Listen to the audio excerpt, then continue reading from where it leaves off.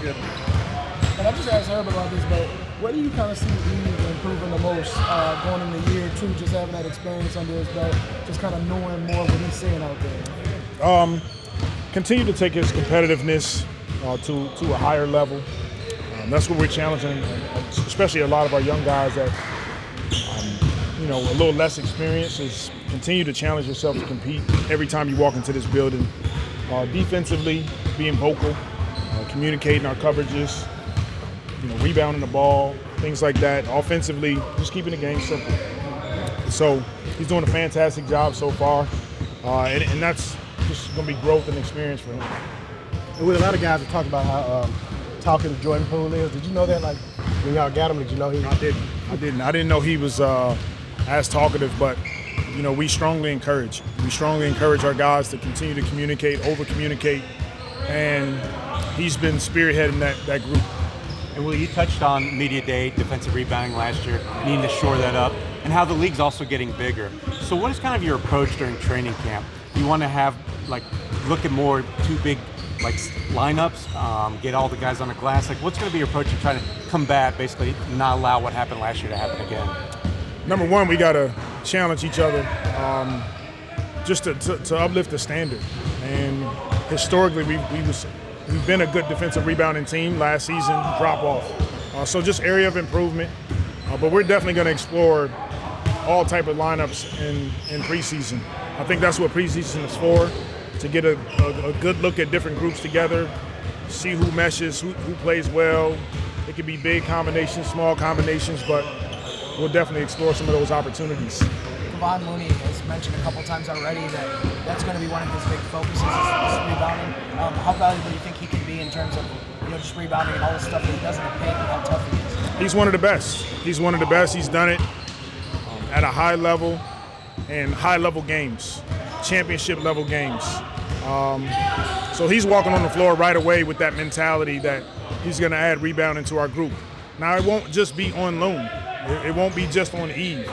Our wings and guards have to do a better job as well of boxing out, being physical, securing rebounds, because we know when they rebound the ball, that ignites our fast break opportunities. Yeah, Herb told us he was interested in getting more rebounds. I think you talked about Trey. You want to see more improvement out of him. So is there almost kind of a mandate these guys have to go out and just do more on that part of the game, getting the rebounds? Yeah, it's just take a step. Take one step forward in that category. It may not be I go from 5 to 10 rebounds in one season, but it's taking a step, being conscious of what that does for our team, understanding the why. Why is it important to secure the rebound? We don't want to give teams opportunities to score on us, second chance opportunities. We want to play fast. We want to get out on the open floor. So when we get stops, it's imperative that we finish those possessions. You've seen it kind of on both sides of coaching and then in opponent. How huge is it, the momentum sometimes when he got those offensive rebounds and kicked out for threes? It seemed like that was always a crucial momentum backbreaking kind of thing. They are. It's just that those are backbreaking plays that, number one, we want to incorporate, and then number two, we don't want them happening to us.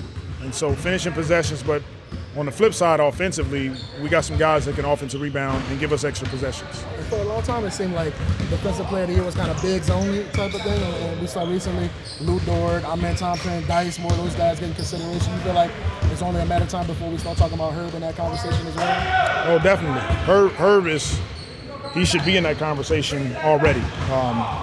He's coming off, 2 years ago, first team all defense. Last season had some injuries, so he didn't even qualify based on the games, but he's definitely in that conversation. He's an elite defender, and his instincts are incredible, and he's getting better and better. And you feel like with the way the game is played today, it only makes sense that more perimeter guys are considered for that award? I think, it just depends. You got bigs that anchor the defensive teams as well. You need good perimeter defenders the way the league is played, but I don't know if it's going to be more guards as we progress, but I definitely think we got guys on our team that's capable. Seems like Jeremy Pierce has gotten fits in well with the team so far. What are your early impressions of him a couple days into training camp? He's good. He's really good, man. It's impressive to me to see where he was and how much he's already grown. He's been in the gym all summer long. He's gotten stronger. His speed is incredible on both ends of the floor, defensively and offensively. And now the pictures are becoming more clear. Now he's going to play in some games, and he's going to make some mistakes, but his upside is tremendous. Willie, what's improved? Have you seen? Is it the decision making? Like what? What's different from, say, summer league for you in your eyes? It's his ability to be able to use his speed and his pace. So it's not always fast. Sometimes it's fast too slow. Sometimes it's slow too fast. And he's allowing the offense to settle before he's attacking. That's something that he's learning more and more. And the better he gets at it, the more that he can attack opponents. One of the things that Kevon mentioned about Herb defensively was that Kevon is somebody that was one of the best screeners, has been one of the best screeners in the league, and he always said, like, I don't know why I can't screen this guy. He was just basically saying, like, how difficult it is. What do you think makes Herb so good at, like, just avoiding being picked like that? You probably have to ask Herb that. I mean, he's a good defender, and those guys, again, when they're on the floor, they understand angles and positions, and he knows that Loon's a good screener. So he's not trying to get screened. He's probably guarding, in Golden State, Steph and Clay and some of those guys. So when Herb's on the floor, he knows how to avoid, those guys screening him, especially with the physical guys. And I know every year we talk to you, you kind of have that player's mentality where, hey, I want to come back better. I want to come back and improve. So what's the focus for you this year, or how you want to improve as a coach?